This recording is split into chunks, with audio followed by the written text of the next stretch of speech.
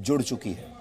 सत्ता जब सत्य पर हावी होने लगे और सरकारें जब मीडिया पर हावी होने लगे तो समझ लीजिए कि कुछ अशुभ होने वाला है। और आज हम इसी अशुभ शुरुआत का विश्लेषण करेंगे। सत्य का पैकेज अब बहुत खतरनाक बन चुका है। इसमें जान से मारने की धमकियां हैं, इसमें एफआईआर हैं, इसमें अदालती मुकदमे हैं, अदालतों के चक्कर हैं। कुल मिलाकर सच एक ऐसी कड़वी गोली बन गया है जिसे कोई लेना नहीं चाहता। जब हम सब पत्रकारिता में आए थे तो हमें इस पेशे में लाने वाली ऊर्जा हमारी सच कहने की आदत थी। हम हमेशा से ये सुनते आए थे, आपने भी सुना होगा, कि सत्य परेशान हो सकता है लेकिन पराजित नहीं हो सकता। यही सुनते सुनते हम बड़े हुए हैं, यहां तक आए हैं। लेकिन अब ऐसा लगता है जैसे समय बदल गया है।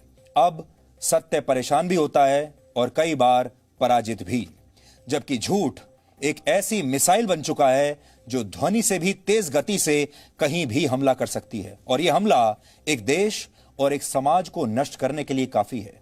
सत्य इतना कमजोर हो चुका है कि जो उसका साथ देगा उसके रास्ते में एफआईआर और अदालती केस के कांटे बिछा दिए जाएंगे, और जो सत्ता की बेलदारी करेगा उसे पद, पुरस्कारों और पैसों से सम्मानित किया जाएगा। जबकि जो सच के साथ खड़ा रहेगा उसे जीवन भर अदालतों से बेल हासिल करनी पड़ेगी। यह स्थिति देखकर आज मेरे जैसे लोगों के मन में यह ख्याल आ रहा है कि क्या अब पत्रकारिता छोड़ने का समय आ गया है। इसलिए आज हम इस पर बात करेंगे कि क्या अब पत्रकारिता छोड़ने का समय आ चुका है, क्योंकि पत्रकारिता अब एक खतरनाक पेशा बन चुका है। किसके साथ कब क्या हो जाए कोई नहीं कह सकता, और सच सुनने की आदत अब दुनिया में रही नहीं। सच खतरनाक हो चुका है, सच बहुत महंगा हो चुका है, और सच के रास्ते में अब कांटे ही कांटे हैं। इस विश्लेषण के बाद हम दुनिया के सबसे पुराने लोकतंत्र की कमजोरियों का विश्लेषण करेंगे। अमेरिका में राष्ट्रपति पद के दोनों उम्मीदवारों के बीच कांटे की टक्कर चल रही है, लेकिन अभी स्थिति साफ होने में कई दिनों का समय लग सकता है। आपने देखा होगा कि भारत में आप सब सुबह के नाश्ते पर चुनाव के नतीजे देखना शुरू करते हैं टेलीविजन पर, और दोपहर के लंच तक आपको सब पता चल जाता है कि सरकार किसकी बन रही है। पूरी स्थिति स्पष्ट हो जाती है लंच तक। लेकिन अमेरिका में नतीजे न आने से, लगातार इस विलंब से, अब वहां के लोग बेचैन हो गए हैं और वहां दंगों की आशंका जताई जा रही है। नौबत यह आ गई है कि अमेरिका के चुनावों का नतीजा तय करने की जिम्मेदारी अब वहां के सुप्रीम कोर्ट पर भी आ सकती है। यह खुद को दुनिया का सबसे महान लोकतंत्र कहने वाले अमेरिका की वो सच्चाई है जिसके बारे में आपको आज जरूर जानना चाहिए। लेकिन सबसे पहले आज की तमाम बड़ी खबरें नॉनस्टॉप न्यूज में। अमेरिकी राष्ट्रपति चुनाव में वोटों की गिनती अभी जारी है। मौजूदा राष्ट्रपति और रिपब्लिकन पार्टी के उम्मीदवार डोनाल्ड ट्रंप और डेमोक्रेटिक पार्टी के उम्मीदवार जो बाइडेन के बीच कड़ा मुकाबला चल रहा है। अब तक के रुझानों के मुताबिक डोनाल्ड ट्रंप ने 23 और जो बाइडेन ने 20 राज्यों में जीत हासिल की है। रुझानों में डोनाल्ड ट्रंप इलेक्टोरल वोटों में जो बाइडेन से पीछे चल रहे हैं। ट्रंप को 213 और बाइडेन को 238 इलेक्टोरल वोट मिले हैं। 7 राज्यों के 86 इलेक्टोरल वोटों की गिनती अभी जारी है। बहुमत के लिए कुल 270 इलेक्टोरल वोटों की जरूरत है। डोनाल्ड ट्रंप और जो बाइडेन दोनों नेताओं ने अपनी अपनी जीत का दावा किया है। We were getting ready to win this election. Frankly, we did win this election. We feel good about where we are. Keep the faith, guys. We're going to win this. ताजा रुझानों के मुताबिक नेवादा और विस्कॉन्सिन में Joe Biden आगे चल रहे हैं, और Pennsylvania, Georgia, north Carolina, Michigan और अलास्का में डोनाल्ड ट्रंप आगे चल रहे हैं। डोनाल्ड ट्रंप ने राष्ट्रपति चुनाव के लिए राज्यों में हो रही वोटों की गिनती में धांधली का आरोप लगाया है। डोनाल्ड ट्रंप ने कहा कि अमेरिका की जनता के साथ बड़ा धोखा किया जा रहा है। वो इस धोखाधड़ी के खिलाफ सुप्रीम कोर्ट जाएंगे। This is a major fraud in our nation. We want the law to be used in a proper manner. So we'll be going to the US Supreme Court. Donald Trump और Joe Biden ने चुनाव से संबंधित विवादों के लिए अपने वकीलों की टीम तैयार कर ली है। अमेरिका में अब तक इस चुनाव से संबंधित 400 मुकदमे दर्ज हो चुके हैं, और ये अब तक के चुनावों में सबसे अधिक मामले हैं।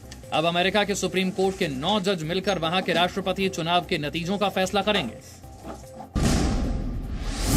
भारत और चीन के बीच कोर कमांडर स्तर की बातचीत शुक्रवार को हो सकती है। यह 8वें दौर की बातचीत होगी। बातचीत भारतीय इलाके चुशुल में सुबह 10 बजे शुरू होने की संभावना है। इस बैठक में भारतीय प्रतिनिधि मंडल में विदेश मंत्रालय के संयुक्त सचिव ईस्ट भी मौजूद रहेंगे।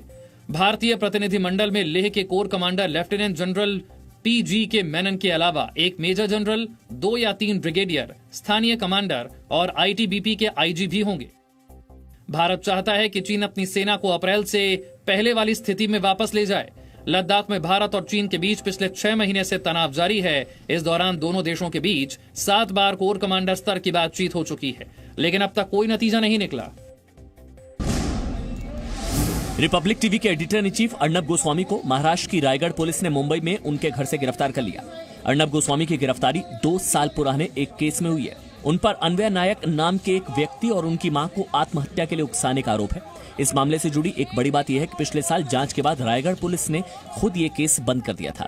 अर्नब गोस्वामी ने मुंबई पुलिस पर कई आरोप लगाए। अर्नब की गिरफ्तारी का बीजेपी ने विरोध किया है। वहीं शिवसेना ने इस गिरफ्तारी को सही बताया है। पहली बात सोचिए कि उन्हें क्यों पकड़ा है। एक महिला जिसके पति ने आत्महत्या की, जिसकी मां, उसकी सास ने आत्महत्या की, उस आत्महत्या की नोट पर उन्होंने लिखा कि ये मैं, इनके पास से मुझे पैसे आने थे, इसके लिए मुझे आत्महत्या करनी पड़ रही है। अर्नब गोस्वामी के खिलाफ मुंबई पुलिस ने महिला पुलिस अधिकारी से दुर्व्यवहार का मामला भी दर्ज किया है। देश में टेलीविजन रेटिंग एजेंसियों की गाइडलाइन की समीक्षा के लिए सूचना प्रसारण मंत्रालय ने एक कमेटी गठित कर दी है। ये कमेटी टेलीविजन रेटिंग सिस्टम के अलग अलग पहलुओं पर शोध करेगी। पिछले काफी समय से टीआरपी की गाइडलाइंस की समीक्षा की जरूरत महसूस की जा रही थी। ट्राई की सिफारिश के बाद गंभीरता से इस पर विचार किया गया। टीआरपी में पारदर्शिता लाने और तकनीक को बेहतर बनाने के प्रयास की जरूरत को महसूस किया गया है। हाथरस में दंगा फैलाने की साजिश के आरोप में जेल में बंद पीएफआई के सदस्यों से पूछताछ के लिए एसटीएफ को 2 दिन का रिमांड मिल गया है। स्थानीय कोर्ट के आदेश के बाद एसटीएफ ने चारों आरोपियों को अपनी कस्टडी में लेकर पूछताछ शुरू कर दी है। इससे पहले एसटीएफ ने कोर्ट में इन आरोपियों के खिलाफ सबूत पेश करते हुए 10 दिन की रिमांड मांगी थी। पुलिस कस्टडी रिमांड की उनकी एप्लीकेशन पर माननीय न्यायालय सीजेएम में बहस हो चुकी है। दोनों पक्षों की बहस उन्होंने सुन ली है। ऑर्डर रिजर्व है और उम्मीद की जाती है कि ऑर्डर शीघ्र ही बाहर आएगा। पीएफआई के इन सदस्यों से धार्मिक उन्माद फैलाने वाले दस्तावेज मिले थे। इन पर विदेशों से पैसे लेकर देश में दंगे फैलाने की साजिश रचने का आरोप है। अक्टूबर में हाथरस जाते समय अतिकुर रहमान, मसूद सिद्दीकी और आलम को यूपी पुलिस ने गिरफ्तार किया था। रक्षा अनुसंधान और विकास संगठन यानी डीआरडीओ ने ओडिशा के चांदीपुर में आज पिनाका रॉकेट का सफल परीक्षण किया। परीक्षण के दौरान 6 पिनाका मिसाइलें दागी गईं। खास बात यह रही कि 6 की 6 मिसाइलों ने अपने टारगेट पर सटीक निशाना लगाया। पिनाका मिसाइलों की रेंज 45 किलोमीटर तक है। यह पिनाका का एडवांस वर्जन है। पिनाका के सफल परीक्षण के साथ भारत ने अब तक 2 महीनों से भी कम समय में 11 मिसाइलों का परीक्षण किया है। बिहार विधानसभा चुनाव के लिए प्रचार खत्म होने से एक दिन पहले आज रक्षा मंत्री राजनाथ सिंह ने कांग्रेस पर बड़ा हमला किया। मुजफ्फरपुर की चुनावी रैली में राजनाथ सिंह ने कहा कि चीन के मुद्दे पर राहुल गांधी बिना तथ्यों के आरोप लगाते हैं, लेकिन अगर वो दुनिया को सच बता देंगे तो कांग्रेस के नेता देश के लोगों को चेहरा भी नहीं दिखा पाएंगे। कांग्रेस के एक नेता राहुल जी जो मन आता है वो बोल देते हैं। कहते हैं कि चीन ने आकर भारत की भूमि पर कब्जा कर लिया। राहुल जी, मैं खुलासा नहीं करना चाहता। खुलासा कर दूंगा तो लोगों के सामने चेहरा दिखाना मुश्किल हो जाएगा। कांग्रेस के पूर्व अध्यक्ष राहुल गांधी ने बिहार के अररिया में रैली की और केंद्र सरकार पर बिहार की जनता से छल करने का आरोप लगाया। उसका नाम ईवीएम नहीं है, उसका नाम एमवीएम है, मतलब मोदी वोटिंग मशीन। बिहार में 7 नवंबर को तीसरे चरण की 76 सीटों पर वोट डाले जाएंगे और 10 नवंबर को नतीजे आएंगे। कल शाम 5 बजे चुनाव प्रचार खत्म हो जाएगा। किसान बिल के विरोध में आज पंजाब के किसानों ने दिल्ली में प्रदर्शन किया। इस विरोध प्रदर्शन में पंजाब के मुख्यमंत्री कैप्टन अमरिंदर सिंह भी पहुंचे थे। अमरिंदर सिंह ने राजघाट पर महात्मा गांधी को श्रद्धांजलि भी अर्पित की। जो लड़ाई मैं ले रहा हूं, मैं उन गरीबों के लिए ले रहा हूं जिनकी 2 एकड़, 1 एकड़, 2.5 एकड़, और वो है 75% के 25% इज दैट टाइप ऑफ, उस किस्म का फार्म। किसानों के विरोध प्रदर्शन की वजह से पंजाब में 32 जगहों पर रेल यातायात पर असर पड़ा। किसानों के धरने की वजह से मालगाड़ियों की आवाजाही भी प्रभावित हुई, जिससे राज्य के 5 थर्मल प्लांटों में कोयले की कमी हो गई। इस वजह से बिजली उत्पादन भी बाधित है। केंद्रीय मंत्री प्रकाश जावड़ेकर ने कहा कि किसानों के प्रदर्शन से लोगों को होने वाली परेशानी के लिए पंजाब सरकार जिम्मेदार है। इसके कारण पंजाब और उसके आगे जाने वाली railway, both goods and passenger services are impacted.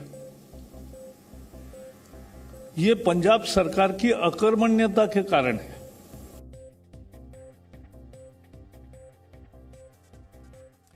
आज की सबसे बड़ी खबर वैसे तो दुनिया के सबसे पुराने लोकतंत्र अमेरिका से आ रही है, क्योंकि वहां चुनाव चल रहे हैं। सब लोग जानना चाहते हैं कि अमेरिका में क्या होगा, नया राष्ट्रपति कौन बनेगा, ट्रंप जीतेंगे या हारेंगे। और हमने भी आज यही सोचा था कि हम आपको दुनिया के सबसे पुराने लोकतंत्र के इस फैसले के बारे में आज जरूर बताएंगे। आज हमारी पहली खबर वही होती। लेकिन इस समय हमारे देश के ही लोकतंत्र में कुछ ऐसा हो रहा है जिसने आज मुझे यह सोचने पर मजबूर कर दिया कि क्या पत्रकारिता छोड़ने का समय अब आ चुका है। आज हमारे पास दो विकल्प थे। एक ये कि हम पहले अपने लोकतंत्र की बात करें, और दूसरा कि पहले दूसरों के लोकतंत्र की बात करें। लेकिन फिर हमने यह तय किया कि पहले हमें अपने लोकतंत्र की बात करनी चाहिए, पहले हमें अपने घर की बात करनी चाहिए। अमेरिका की बात करने से पहले यह देखना चाहिए हमारे अपने घर में क्या हो रहा है। और यह नौबत इसलिए आई क्योंकि आज रिपब्लिक टीवी के editor in chief Arnab Goswami को महाराष्ट्र की रायगढ़ पुलिस ने गिरफ्तार कर लिया है। उनके घर से आज सुबह सुबह उन्हें गिरफ्तार कर लिया गया। अर्नब गोस्वामी पिछले काफी समय से खबरों में थे, बने हुए थे। कभी सुशांत सिंह के मामले को लेकर, कभी टीआरपी घोटाले की वजह से, कभी मुंबई के पुलिस कमिश्नर के साथ अपने विवाद को लेकर, तो कभी शिवसेना और कांग्रेस के खिलाफ मुखर होने को लेकर। लेकिन तब हमने इस बारे में कुछ नहीं कहा था। आप में से भी बहुत सारे लोगों ने हमें यह लिखा कि हम कुछ बोलते क्यों नहीं। क्योंकि हम इसलिए नहीं बोले क्योंकि ये उनकी अपनी पत्रकारिता थी। ये उनके ऊपर है कि वो किस तरह की पत्रकारिता करना चाहते हैं, किस तरह की खबरें दिखाना चाहते हैं, अपने चैनल पर क्या कहना चाहते हैं। और बहुत ईमानदारी से कहें तो हमें उन सारे मामलों के बारे में उस समय पूरे तथ्यों की जानकारी भी नहीं थी कि हम उस पर अपना कोई फैसला सुना सकें कि ये सही हो रहा है या गलत हो रहा है। इसलिए हमने ये पूरा मामला उन पर छोड़ा कि वो अपने चैनल पर क्या करना चाहते हैं, और उन्हें इस बात की पूरी आजादी है कि वो किस तरह की पत्रकारिता करें, किस तरह के प्रोग्राम्स आपको दिखाएं, और ये आपके ऊपर है कि आप किसको कितना पसंद करें। इसलिए उस समय हम शांत रहे, हम चुप रहे, हमने समय लगाया। बहुत सारे लोगों ने हमसे पूछा उस समय कि इतना समय क्यों लगा रहे हैं, हम चुप क्यों हैं। लेकिन हम चुप इसलिए रहे क्योंकि सत्य हमेशा समय लेता है। आपको हमेशा सत्य को समय देना चाहिए, और यह समय हमने लिया क्योंकि हम आपके सामने सत्य के अलावा कुछ और नहीं रखना चाहते। फ्रांस के एक मशहूर लेखक वोल्टेयर ने एक बार कहा था कि तुम जो बोलते हो मैं उससे असहमत हो सकता हूं, लेकिन तुम्हारे बोलने के अधिकार की रक्षा मैं मरते दम तक करूंगा। ये वो शब्द हैं जो आज भारत के पत्रकारों का मार्गदर्शन कर सकते हैं। अर्नब गोस्वामी जो कहते हैं, हो सकता है उससे हमारे देश के बहुत सारे लोग सहमत ना हो सकता है मैं भी सहमत ना हूं, लेकिन हम उनकी अभिव्यक्ति का अधिकार, अभिव्यक्ति की आजादी उन्हें दिलाकर रहेंगे, और हम इसके लिए लगातार लड़ते रहेंगे। क्योंकि आज बात यह नहीं हो रही कि वो जो कहते हैं वो सही है या गलत है। आज बात यह हो रही है कि जो उनका अभिव्यक्ति की आजादी का अधिकार है, जो वो कहना चाहते हैं, वो कहने का अधिकार उनसे कोई नहीं छीन सकता। और आज ये अधिकार छीनने की कोशिश हुई है, आप तस्वीरों में आज देख सकते हैं।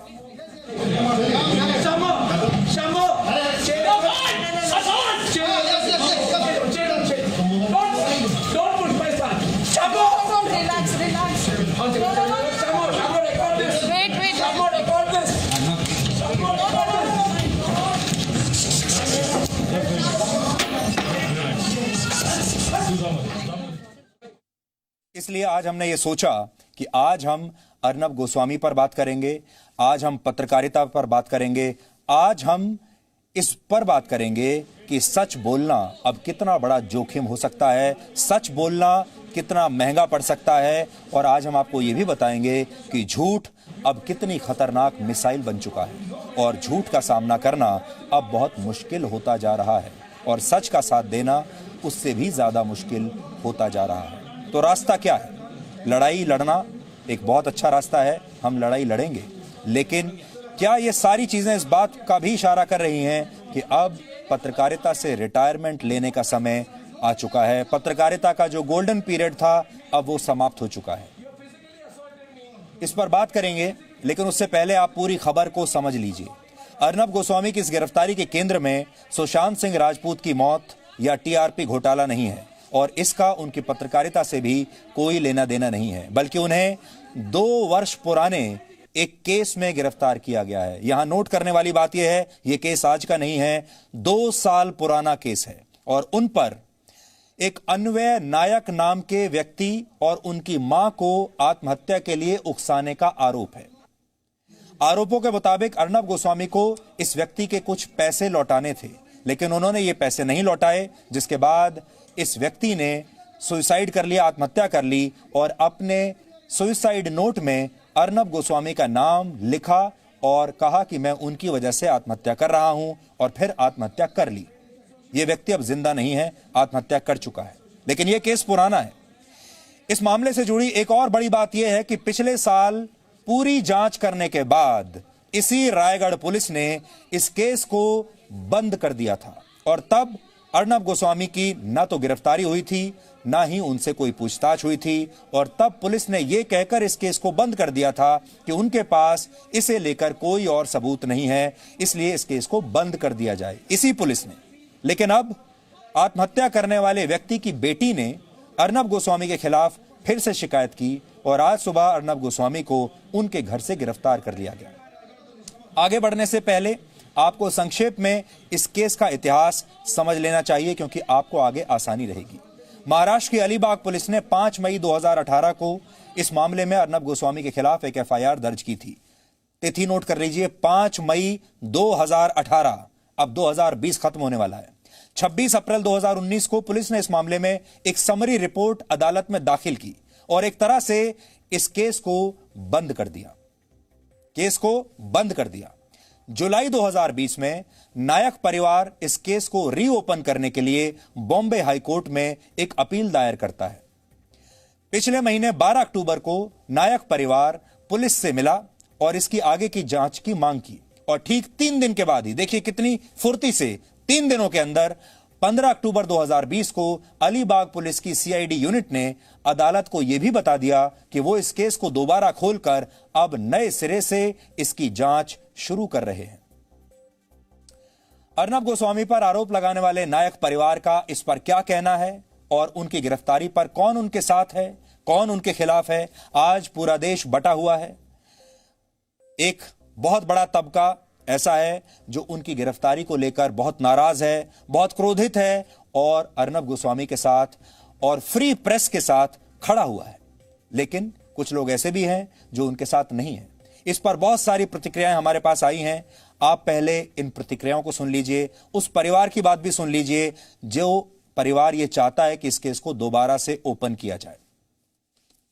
मेरे पिताजी ने 3 लोगों के नाम सुसाइड नोट पे लिखे हैं, और इनके वजह से ही मेरे पिताजी ने मेरे पिताजी और मेरी ग्रैंड मदर ने सुसाइड किया है।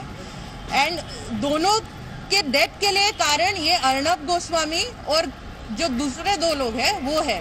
और अर्नब गोस्वामी ने ये ठान ही लिया था कि पैसे तो देने ही नहीं है, और सब जगह से अटका के कि इंसान जी नहीं सकता है। ईमेल भी किया हुआ था मेरे हस्बैंड ने बहुत बार कि मेरे जीवन मृत्यु का सवाल है, आप मेरे पेमेंट दो। मैंने खुद जाके भी खुद फोन पे बार बार रिक्वेस्ट की है मोहित को, सुंदरम को, कि हमारे लेजिटिमेट ड्यूज दो।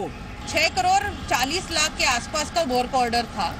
इसमें एक्स्ट्रा वर्क भी काफ़ी हुआ है, और लास्ट मिनट चेंजेस भी काफ़ी उन्होंने फोर्सफुली कराए थे। हम लोग ने सब करके we have handed over the project successfully, और उसके बावजूद भी फोर्स करके उन्होंने 83 लाख पे आए थे। ये डिसाइड हुआ था, और 83 लाख भी उन्होंने आज तक दिए नहीं है। एंड इसके वजह से ये मेरे पिताजी का लास्ट प्रोजेक्ट था, वो कोई और प्रोजेक्ट ले नहीं पाए, and he got entrapped in all these vicious circle. He couldn't take his business ahead. There was no means, no salary could be paid.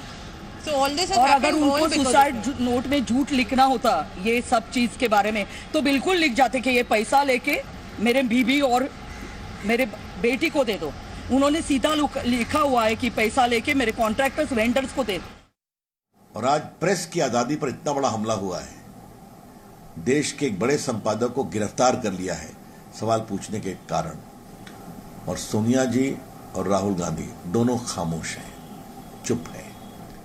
यही दिखाता है क्योंकि कितने दोहरे मानदंड हैं। खैर, उसका जवाब देश की जनता देगी, लेकिन मैं बहुत ही भर्त्सना करता हूं अर्नब गोस्वामी की गिरफ्तारी की। जिस प्रकार से पत्रकारिता पर अटैक हो रहा है वह प्रजातंत्र के मूल विषयों के बारे में प्रश्न खड़ा करता है कि कांग्रेस की मानसिकता और महाराष्ट्र सरकार की मानसिकता किस तरीके से प्रजातंत्र का गला घोटने पर उतारू है और आमदा है। यह पत्रकारिता प्रजातंत्र पर एक बड़ा भारी आघात है, जिसके बारे में भारत की जनता को आगे जाना चाहिए और इसकी जितनी कड़ी निंदा की जाए वो कम है, ऐसा मैं मानता हूं। लोकतंत्र का गला घोंटती है। 1975 में इसने देश पर इमरजेंसी थोपी थी और आज भी आपने देखा होगा देश के एक बहुत बड़े पत्रकार को केवल अपने स्वयं की तुष्टि के लिए गिरफ्तार करके लोकतंत्र के चौथे स्तंभ पर हमला करने का कार्य कांग्रेस कर रही है। अपनी नाकामी को छुपाने के लिए देश के अंदर अराजकता पैदा करने का कार्य कर रही है। मुंबई की पुलिस हो या महाराष्ट्र की पुलिस, यहाँ कानून का राज है। महाराष्ट्र में पुलिस प्रोफेशनल है, उनके पास अगर कोई जांच में कोई एविडेंस हाथ में लगा होगा किसी केस में, तो पुलिस किसी के ऊपर भी कार्रवाई कर सकती है। हम कभी इस राज्य में जब से ठाकरे सरकार का गठन हुआ है, बदले की भावना से कभी हमने किसी के ऊपर कार्रवाई नहीं की। प्रकाश जावड़ेकर कह रहे हैं कि आपने देखा होगा ये जो जिस चैनल का नाम आप ले रहे हो, उस चैनल ने हमारे सब के खिलाफ जिस प्रकार का एक बदनामी का कैंपेन चलाया था, झूठे इल्ज़ाम लगाए थे, तो हमने तो ये कहा कि अगर ये झूठा इल्ज़ाम कोई लगाता है तो उसकी भी जांच होनी चाहिए। देशवासियों को मेरी प्रार्थना है, सभी महानुभावों को भी मेरी प्रार्थना है, हाथ जोड़कर कहता हूं, इसको राजनीति की तरफ से मत देखिए। पहली बात सोचिए कि उन्हें क्यों पकड़ा है। एक महिला जिसके पति ने आत्महत्या की, जिसकी मां, उसकी सास ने आत्महत्या की, उस आत्महत्या की नोट पर उन्होंने लिखा कि ये मैं इनके पास से मुझे पैसे आने थे, इसके लिए मुझे आत्महत्या करनी पड़ रही है। आपने देख लिया, इस पूरे मुद्दे पर राजनीति हो रही है, अलग अलग पार्टियां अपना रुख आपको बता रही हैं और अब ऐसा लग रहा है कि ये कांग्रेस वर्सेस बीजेपी की लड़ाई हो गई है। लेकिन हम अर्नब गोस्वामी की गिरफ्तारी पर आज कुछ सवाल उठाना चाहते हैं। आप भी उन सवालों को ध्यान से सुनिएगा और तय कीजिएगा कि क्या सही आपको लग रहा है, क्या गलत आपको लग रहा है, क्योंकि जनता की ताकत सबसे बड़ी होती है। पहला सवाल यह है कि जिस पुलिस ने तकरीबन 1 साल की जांच के बाद इस मामले में यह कहकर क्लोजर रिपोर्ट फाइल कर दी थी कि उनके पास आरोपियों के खिलाफ सबूतों का अभाव है, यानी कोई सबूत नहीं है, उसी पुलिस को आज अचानक अर्नब गोस्वामी और 2 अन्य आरोपियों के खिलाफ कौन से नए सबूत मिल गए, कौन सा ऐसा नया सबूत सामने आ गया जिसके बाद यह जांच फिर से शुरू हो गई और आज उन्हें उनके घर से गिरफ्तार भी कर लिया। हम जानना चाहेंगे, देश जानना चाहेगा। दूसरा सवाल यह है, पुलिस कस्टडी में किसी आरोपी से पूछताछ कुछ खास परिस्थितियों में ही की जाती है, जैसे कि अगर किसी आरोपी के देश छोड़कर भाग जाने की आशंका हो, या फिर वो सबूतों को मिटाने की कोशिश करे इस बात की आशंका हो, या ये आशंका हो कि वो गवाहों को प्रभावित करेगा, तभी अरेस्ट करके पूछताछ की जाती है। लेकिन 2 साल पुराने इस मामले में अब तक ऐसी कोई भी वजह पुख्ता तौर पर नजर नहीं आई। फिर आज अचानक पुलिस को उन्हें गिरफ्तारी में लेकर पूछताछ करने की ऐसी जरूरत क्यों आ पड़ी, यह दूसरा सवाल है। तीसरा सवाल यह है कि ऐसे में आरोपी को पूछताछ के लिए नोटिस भेजकर पुलिस स्टेशन बुलाया जा सकता था और बयान दर्ज करने के बाद जांच आगे बढ़ाई जा सकती थी, लेकिन बजाय इसके पुलिस ने कोई नोटिस जारी किए बिना अचानक अर्नब गोस्वामी के घर पहुंचकर उन्हें सीधे गिरफ्तार कर लिया। चौथा सवाल यह है, इस कार्रवाई के दौरान आरोपी को अपने वकीलों से भी बात करने का कोई मौका नहीं दिया गया। ये सारे सवाल वो हैं जो आशंका पैदा करते हैं, जो मन में डाउट पैदा करते हैं, जिससे ये लगता है कि अचानक ऐसा क्या हुआ, जिससे ये लगता है कि हो सकता है कि ये कार्रवाई बदले की कार्रवाई के नजरिए से की गई हो। हम समय लेना चाहते थे आपसे, और हो सकता है सुशांत सिंह राजपूत के मामले पर हमारी राय उनसे नहीं मिलती थी, टीआरपी स्कैम के मामले में हमारी राय उनसे नहीं मिलती थी, और बाकी मुद्दों पर भी हमारी राय उनसे नहीं मिलती थी। वो जिस तरह की पत्रकारिता करते हैं हो सकता है उसमें भी हमारी राय उनसे नहीं मिलती थी। तब हम बीच में नहीं आए, बीच में नहीं पड़े। आपके बीच की बात है, उनके बीच की बात है, वो क्या कहना चाहते हैं उनके ऊपर है, लेकिन आज हमें उनका साथ देना ही पड़ेगा, क्योंकि अगर आज देश के मीडिया ने, देश के पत्रकारों ने अगर उनका साथ नहीं दिया, अगर आज देश का पूरा मीडिया एक साथ नहीं आया, तो फिर इस देश में अनर्थ हो जाएगा। इसके बाद सरकारों को रोकना मुश्किल हो जाएगा, इसके बाद पुलिस को रोकना मुश्किल हो जाएगा, इसके बाद देश के बड़े बड़े पत्रकार आपको न्यूज स्टूडियो में कम दिखेंगे और थानों में और अदालतों में ज्यादा दिखेंगे। सच बोलने से पहले होंठ कांपने लगेंगे, सच बोलने से पहले दिल बैठने लगेगा, सच बोलने से पहले थाने की तस्वीरें सामने आने लगेंगी, सच बोलने से पहले पत्रकार यह सोचेंगे कि मेरी जान कैसे बचेगी। इसलिए आज बहुत जरूरी है कि ये बात हम आपके साथ करें, और आज हम उनका साथ देना चाहते हैं, खुलकर देना चाहते हैं, क्योंकि ये मुद्दा बहुत बड़ा है। ये एक पत्रकार, एक चैनल से कहीं ज्यादा बड़ा मुद्दा है। हम समय लेना चाहते थे क्योंकि हमने बचपन से कहावत सुनी थी कि slow and steady wins the race, यानी जो आराम से और स्थिरता के साथ काम करता है वही अंत में रेस को जीतता है। और सच भी ऐसा ही होता है। सत्य धीरे से चलता है, सत्य तेजी में नहीं आता, सत्य T20 के मैच जैसा नहीं है, लेकिन अंत में विजय सत्य की ही होती है। यही हम सुनते हुए आए हैं। लेकिन न्यूज चैनल्स इसका ठीक उलट कर रहे थे, और सबके बीच ये होड़ लगी थी कि कौन पत्रकारिता को ताक पर रखकर सबसे आगे निकल सकता है। पर आज सुबह जब अर्नब गोस्वामी की गिरफ्तारी हुई तो हमें लगा कि इस पर बात करने का समय अब आ चुका है। अब इस पर और ज्यादा चुप नहीं रहा जा सकता, क्योंकि इस गिरफ्तारी के दूरगामी परिणाम होंगे। यह गिरफ्तारी एक अलार्म की तरह बज रही है, और आज हम देश के लोगों से ये कहना चाहते हैं, मीडिया से ये कहना चाहते हैं, सरकारों से ये कहना चाहते हैं, ये अलार्म बज रहा है। आपकी नींद तोड़ने के लिए इस अलार्म को बंद करके दोबारा मत सो जाइएगा। ये अलार्म आपको जगाने के लिए है। हमारे देश में लोग पत्रकार इसलिए बनते थे क्योंकि हम आपके लिए, समाज के लिए कुछ करना चाहते थे। आपके प्रतिनिधि बनकर दुनिया की हर ऐसी जगह पर खड़े रहना चाहते थे जहां कोई इतिहास बन रहा हो। हम आपको सही खबर बताना चाहते थे, सच बताना चाहते थे, आपको बताना चाहते थे कि सही क्या है और गलत क्या है। जब हम पत्रकारिता की पढ़ाई कर रहे थे अलग अलग जर्नलिज्म के इंस्टीट्यूट्स में, तब हमें क्या बताया गया था, आज सुनिए।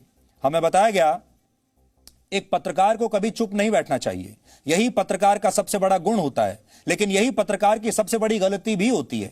फिर भी एक पत्रकार को बोलना चाहिए, और जितना जल्दी हो सके उतना जल्दी बोलना चाहिए, चाहे माहौल किसी की जीत के जश्न का हो या माहौल डर का हो। पत्रकार को हर हाल में बोलना चाहिए। पत्रकार चुप रहने के लिए नहीं है, और इसका मकसद सिर्फ और सिर्फ यह होना चाहिए कि आप तक सच पहुंच सके।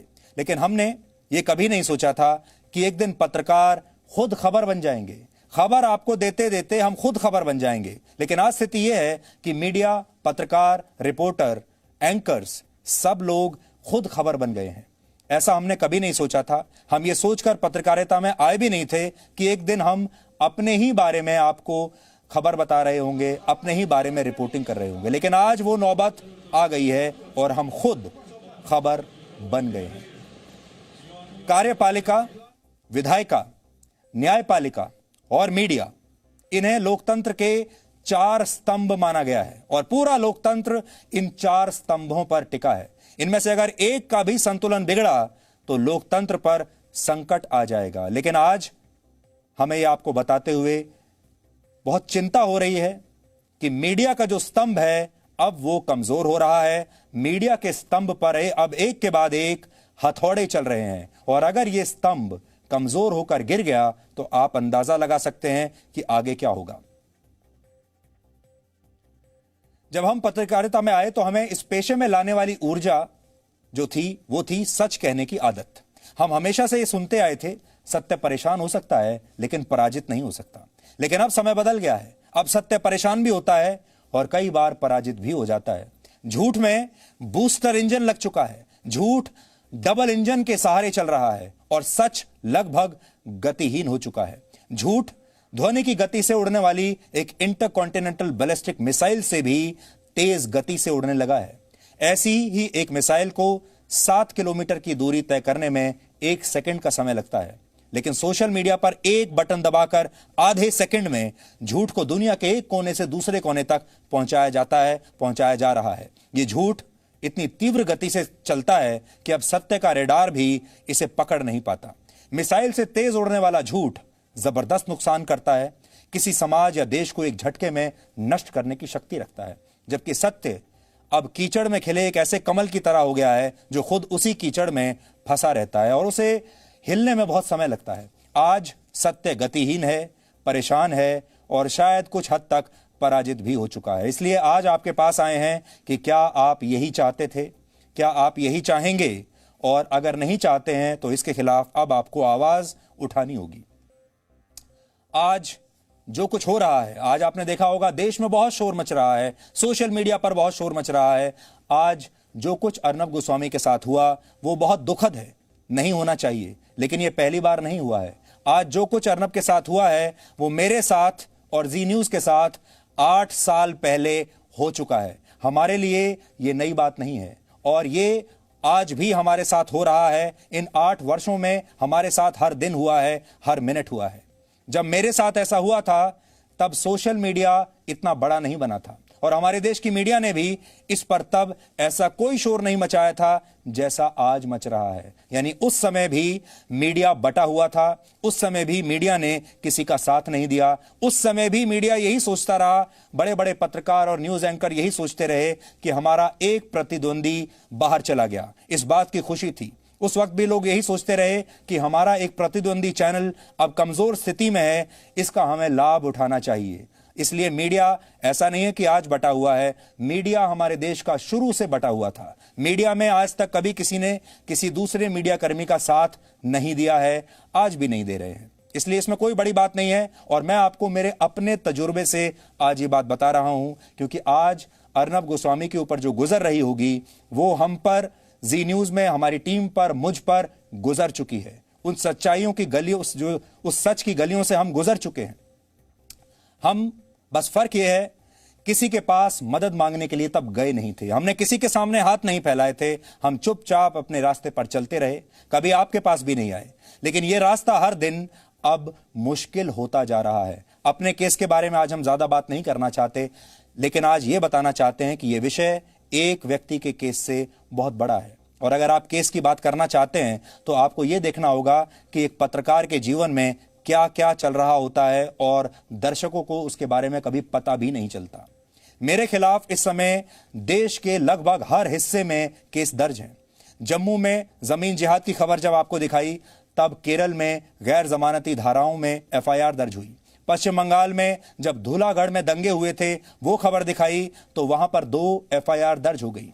शार्ली हेब्दो मैगजीन में जो कार्टून छपा था, जब उसके ऊपर आपको रिपोर्ट दिखाई तो हैदराबाद में केस चल पड़ा।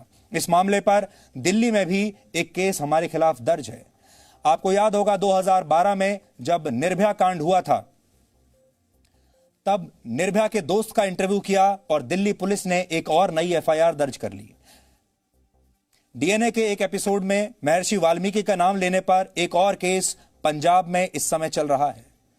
तृणमूल कांग्रेस की सांसद महुआ मोइत्रा का भाषण दिखाने पर और उस पर टिप्पणी करने पर दिल्ली में मानहानि का एक और मुकदमा चल रहा है। 2012 में एक और बड़े कॉरपोरेट हाउस के खिलाफ खबर दिखाने पर भी हमारे खिलाफ, मेरे खिलाफ एक नहीं कई केस, कई एफआईआर दर्ज की गई थी।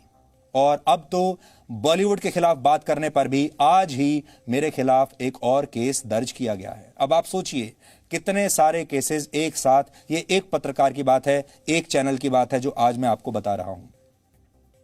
एक केस को लड़ने के लिए पुलिस स्टेशन बार बार जाना पड़ता है, कोर्ट के चक्कर लगाने पड़ते हैं, वकील रखने पड़ते हैं, वकील पैसा लेते हैं, लाखों करोड़ों रुपया वकील लेते हैं, और ये सब आपकी सारी ऊर्जा को खींच लेता है। इस पर पैसा खर्च होता है, इस पर आपकी शक्ति खर्च होती है, इस पर आपका समय बर्बाद होता है, और इस पर आप खुद चिंता में जाते हैं, आपका परिवार चिंता में चला जाता है। जो आज अर्नब गोस्वामी के परिवार को समझ में आ रहा होगा, आप सब अंदाजा लगा सकते हैं कि आज जब अर्नब गोस्वामी हिरासत में है तो उनके परिवार पर क्या बीत रही होगी, क्योंकि परिवार की इसमें क्या गलती है। लेकिन ये सब हम किस लिए करते हैं, बड़ा सवाल यह है। इसलिए करते हैं ताकि आप तक सच पहुंचा सकें, लेकिन जब सच पराजित होने लगता है तो हमें भी निराशा होती है, कुछ समय के लिए हमारी हिम्मत भी टूटने लगती है। बड़ा सवाल फिर से आपके सामने रख रहा हूं, कभी सोचकर देखिएगा, ये सारे जो रिस्क लेते हैं पत्रकार, अर्नब गोस्वामी भी जो ले रहे हैं, बाकी लोग भी जो ले रहे हैं, हमने भी जो खबरें दिखाई, इनमें हमारा निजी फायदा क्या था? किसी भी पत्रकार का निजी फायदा क्या है? ये सब इसलिए करते हैं ताकि आप तक जानकारी किसी तरीके से पहुंच जाए। जान पर खेलकर वो जानकारी आप तक पहुंचाते हैं, चाहे वो युद्ध के मैदान से हो।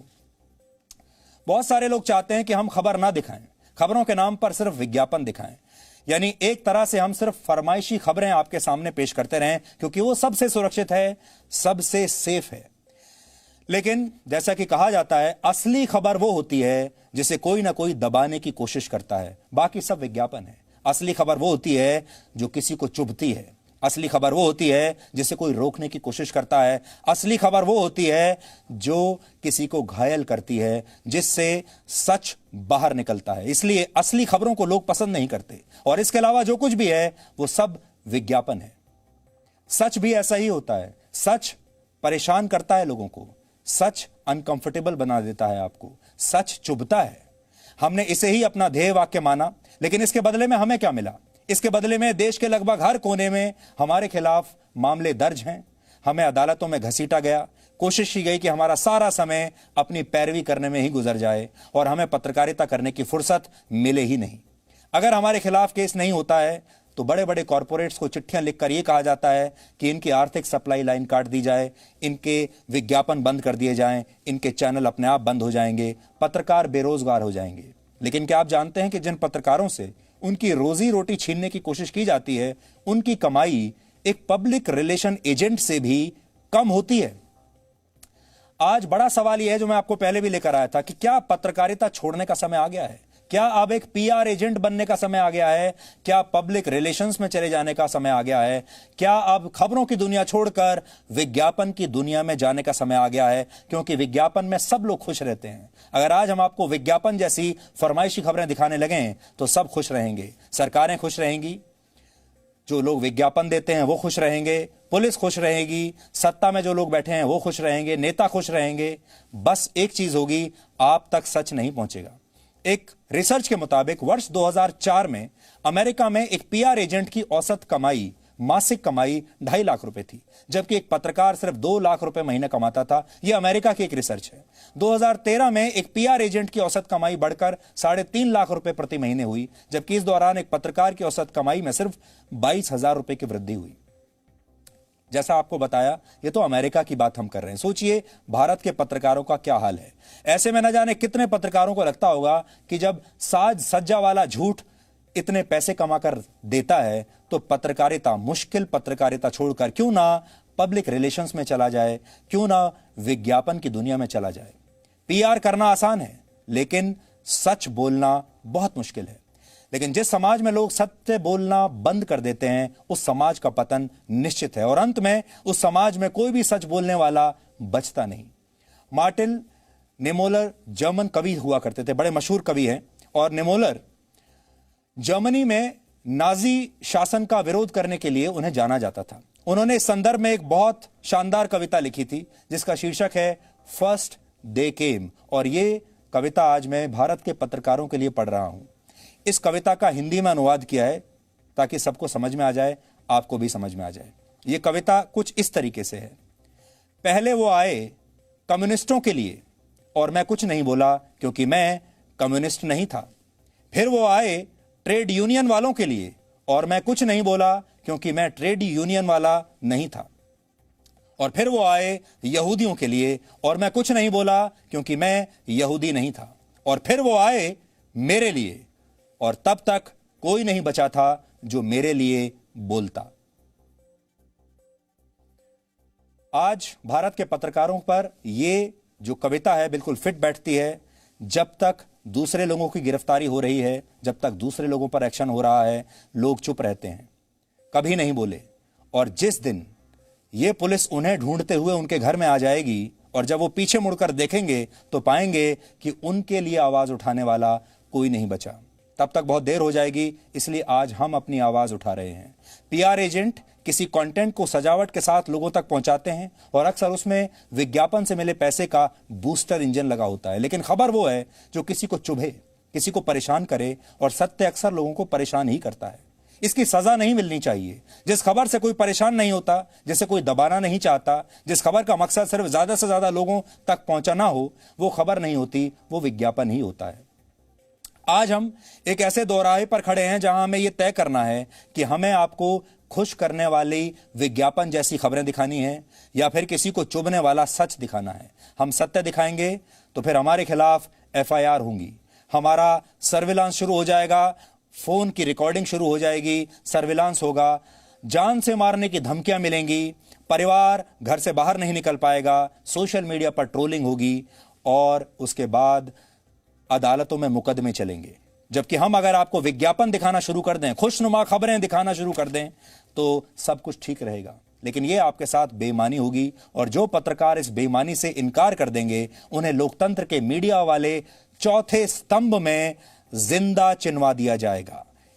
ये जो स्तंभ आप देख रहे हैं, इसमें सच बोलने वाले पत्रकारों को जिंदा चुनवा दिया जाएगा और यह चौथा स्तंभ हमारे देश के लोकतंत्र की मजबूती के लिए बहुत जरूरी है। लेकिन इसकी नींव को कमजोर करके अब इसमें पैसा भरा जा रहा है, इसमें भ्रष्टाचार भरा जा रहा है, सत्ता द्वारा दिए गए पुरस्कार भरे जा रहे हैं और इस खंबे को हर पल लगातार तोड़ने की कोशिश हो रही है। और जो पत्रकार इसके लिए तैयार नहीं है, उनके रास्ते में मुश्किलें आ रही हैं। हमारे देश में वैसे भी सच बोलने वाले पत्रकार अब लगभग विलुप्त हो चुके हैं, लेकिन जो थोड़े बहुत बचे हैं, जो देश के नाम कुछ कहना चाहते हैं, जो राष्ट्रवादी पत्रकार हमारे देश में जो थोड़े बहुत भी अब बचे हैं, क्योंकि राष्ट्रवाद की बात करना खतरे से खाली नहीं है, हर कोई नहीं कर सकता, लेकिन जो बच गए हैं उन्हें सबक सिखाने की अब धमकियां दी जा रही हैं। जैसे मैंने आपको बताया था, थोड़े दिनों में पत्रकारिता सबसे खतरनाक पेशों में आ जाएगी और हो सकता है कि पत्रकारिता पढ़ाने वाले संस्थानों में प्रवेश के समय ही छात्रों के हाथों में यह वैधानिक चेतावनी थमा दी जाए जिस पर लिखा होगा कि पत्रकारिता आपके जीवन और सुरक्षा के लिए हानिकारक हो सकती है, सोच समझकर पत्रकार बनिए। इसलिए आज सुबह से मैं ये सोच रहा हूं कि क्या पत्रकारिता छोड़ने का समय अब आ गया है। हमारे पास नेताओं वाली कुर्सी नहीं है जिस पर हम जीवन भर चिपके रहें। जब तक आप हमें देख रहे हैं, जब तक आप हमें सुन रहे हैं, जब तक आपको हम पर भरोसा है, हम तभी तक हैं। आपके बिना एक मिनट भी रुक नहीं पाएंगे। मैं जब अपने रिटायरमेंट के बारे में सोचता हूं तो मेरे दिमाग में हमेशा यही आता है कि क्या रिटायरमेंट के बाद मुझे अपना बुढ़ापा अदालतों और थानों के चक्कर काटते हुए ही बिताना पड़ेगा। अपने बुढ़ापे में, अपनी रिटायरमेंट के बाद आज आपको सच बोलने के इस जुनून में जो खबरें हम दिखा चुके हैं, उनके एवज में रिटायर होने के बाद कभी केरल की अदालतों में जाना होगा, कभी आंध्र प्रदेश की अदालत में जाना होगा, कभी जम्मू की अदालत में जाना होगा, कभी पश्चिम बंगाल के थाने में पेश होना होगा, कभी पंजाब की अदालत से बेल लेनी होगी। मेरे परिवार की ट्रोलिंग होती रहेगी, कहीं बाहर जाने के लिए कभी वीजा नहीं मिलेगा। अपनी और अपने परिवार की सुरक्षा का डर हमेशा सताता रहेगा और परिवार यह पूछता रहेगा कि हमारी गलती क्या थी। और जो सच के साथ समझौता कर लेंगे उन्हें बड़े बड़े पुरस्कार मिलेंगे, विदेश यात्राएं मिलेंगी, बड़े बड़े अखबारों में, पश्चिमी मीडिया में कॉलमिस्ट बनने के ऑफर आएंगे। बड़ी बड़ी विदेशी यूनिवर्सिटीज में पढ़ाने के मौके मिलेंगे, शानदार जीवन वो जी सकेंगे। और जो स्तंभ हम आपको बता रहे थे मीडिया का, ऐसे लोगों के लिए जो मीडिया का स्तंभ होता है उसमें शानदार, उसके चारों तरफ फूल लिपटे होते हैं, फूलों वाली बेल लिपटी होती है और ये देखने में बड़ा खूबसूरत लगता है। लेकिन जो सच दिखाएगा उसकी राह में अदालती केस वाले कांटे बिछा दिए जाएंगे और जो ऐसा नहीं करेगा वो कुछ आपको इस तरीके से दिखाई देगा जैसा ये स्तंभ आपको दिखाई दे रहा है। कितना सुंदर है, हरियाली है, फूल हैं, खूबसूरती है, शानदार जीवन है। अगर ऐसा ही चलता रहा तो एक समय ऐसा आ जाएगा जब माँ बाप अपने बच्चों से कहेंगे कि बेटा कुछ भी बन जाना लेकिन पत्रकार कभी मत बनना, और अगर बन भी जाओ तो सच कभी मत बोलना। यह स्थिति बहुत खतरनाक है, क्योंकि अगर ऐसा हुआ तो लोकतंत्र का पतन हो जाएगा, लोकतंत्र के चौथे स्तंभ को सत्ता के हथौड़ों से कमजोर कर दिया जाएगा। लेकिन इसके ऊपर फूल पत्तियां और सुंदर सुंदर बेल लगा दी जाएंगी जो कि नकली होंगी, प्लास्टिक की होंगी। आगे चलकर कोई भी राज्य सरकार या केंद्र सरकार यह तय कर देगी कि अगर पत्रकारों ने सत्ता की बेलदारी नहीं की तो उन्हें जीवन भर अदालतों से बेल लेने के लिए चक्कर लगाने पड़ेंगे।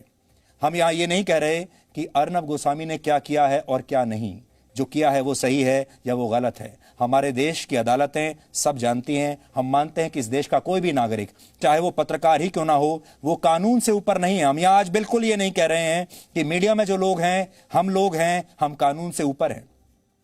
हमें कानून से कोई छूट नहीं चाहिए, अदालतों से, पुलिस से कोई छूट नहीं चाहिए। अगर कुछ गलत काम किया है तो हम अदालतों में जाने के लिए तैयार हैं।